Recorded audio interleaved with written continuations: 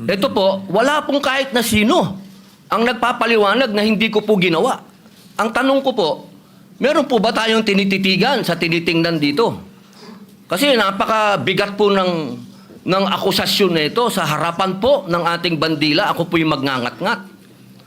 At gusto ko pong ipaalam sa ating mga kasama, kung politika lang, handa po ako mag-resign. Pero pagka-religion ko po ang pinag-usapan, kahit sino sa inyo, kung ano gusto nyo. Unang-una yung mamatay sila sa sama ng loob. Kami, Mr. President, hindi po kami mapatay sa sama ng loob dahil hindi na po masama ang loob namin dahil tanggap na namin na kami ang minority.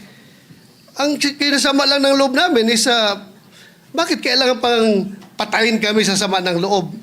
Hindi na po masama ang loob namin. Tanggap na namin na kami minority. At pangalawang punto, Mr. President, gimmick lang ng minority yan. Ang Senado po, hindi po ito noon-time TV show na puro gimmick ang ating tinitikap dito.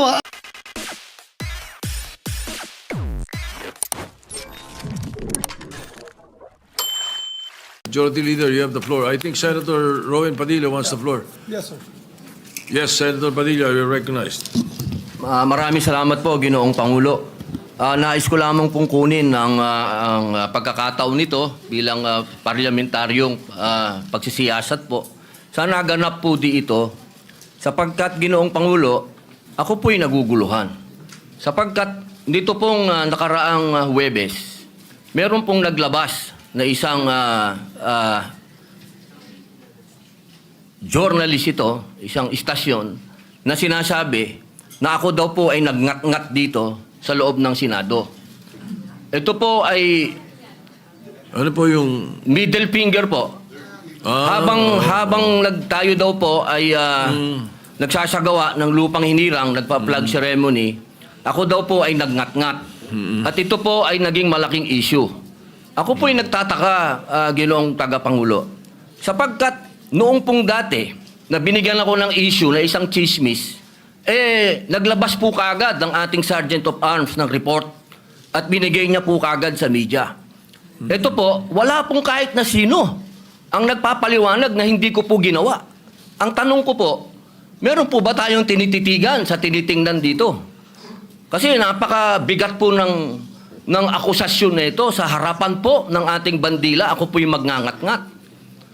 At gusto ko pong ipaalam sa ating mga kasama, kung politika lang, handa po ako mag-resign. Pero pagka-religion ko po ang pinag-usapan, kahit sino sa inyo, kung ano gusto nyo, wala pong problema. Pero wag pong religion ko. Hinihingi ko po, wag pong religion ko, mahal na tagapangulo. Dahil ito po'y malaking kabastusan sa amin.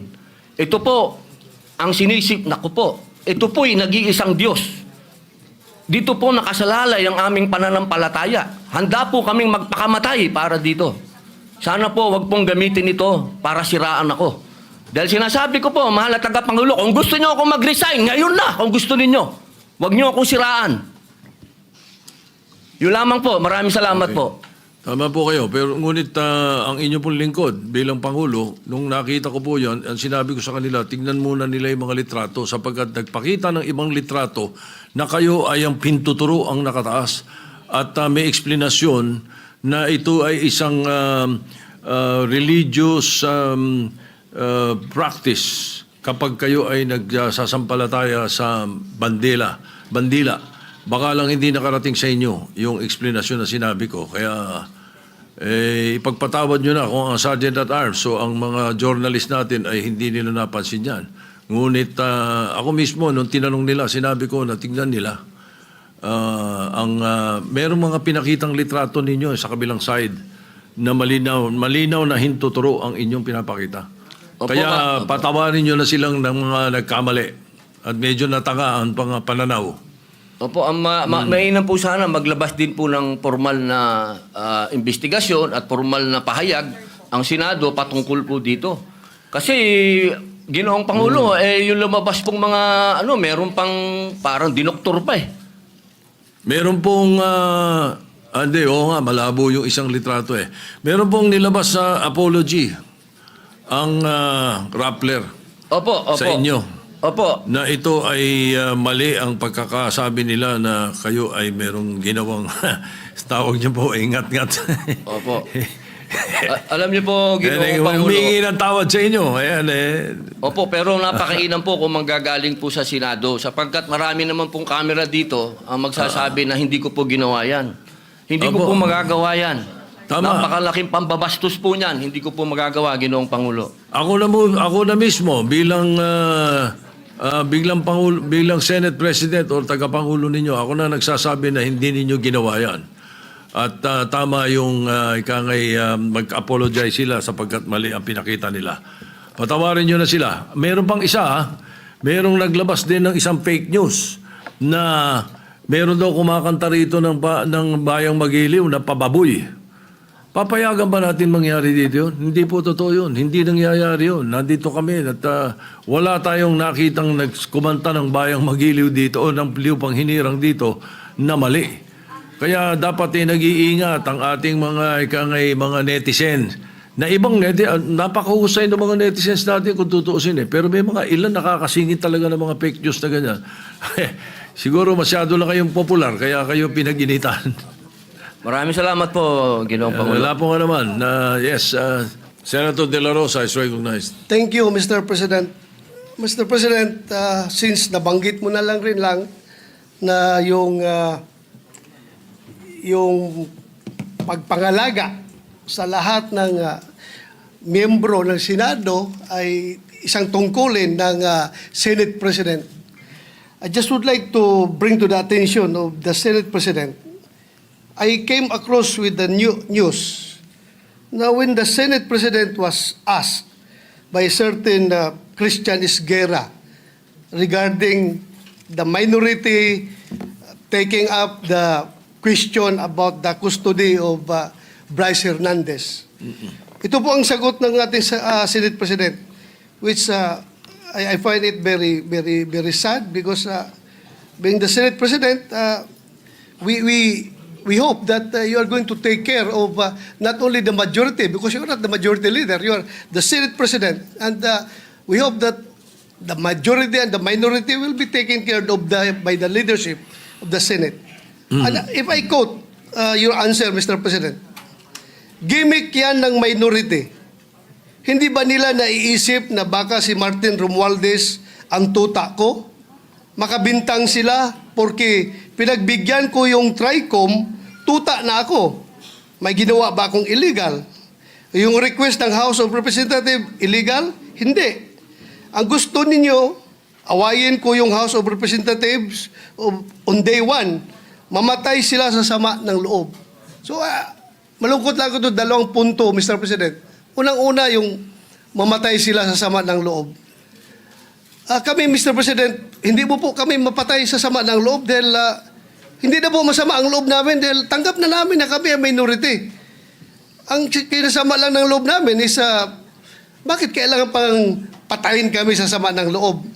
Hindi na po masama ang loob namin. Tanggap na namin na kami minority. At pangalawang punto, Mr. President, gimmick lang ng minority yan. Ang Senado po, hindi po ito noon-time TV show na puro gimmick ang ating tinitikap dito. Kami po ay nag-raise dito ng legitimate issues which requires legitimate attention. So, Mr. President, ako po ay nalulungkot which brings me to my parliamentary inquiry, Mr. President, na yung si Bryce Hernandez, yung kanyang custodiya was transferred, physical custody, I'm talking about physical custody, was transferred from the Pasay City Police Station to the Senate Sergeant at Arms room. Through yung from correction, from Camp Crame to Pasay, it was done through plenary action. Now, lately we heard that he was again transferred from Pasay to the Senate without plenary action. This is my parliamentary inquiry. Kung is a parliamentary action can be subverted by an action which is not a parliamentary action? Yun lang ang tanong ko. Matter of procedure lang, Mr. President. Dahil Alright. kung ganun,